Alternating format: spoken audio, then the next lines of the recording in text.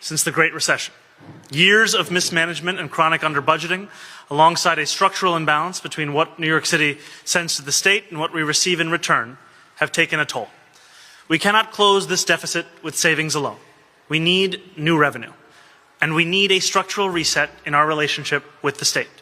That is the only way to meet our legal obligation to pass a balanced budget, and to do so without imposing a financial burden onto the backs of working people.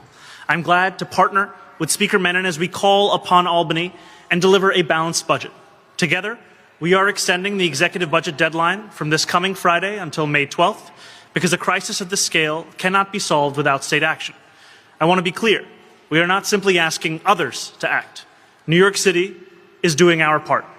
We are committed to governing with the fiscal responsibility this moment demands. Speaker Menen and I have already identified meaningful savings, and we will continue that work carefully, deliberately, and without cutting the services that New Yorkers rely on. But we cannot do it alone. That is why we are standing together this morning, to underscore what is at stake and to call on Albany to deliver additional revenue.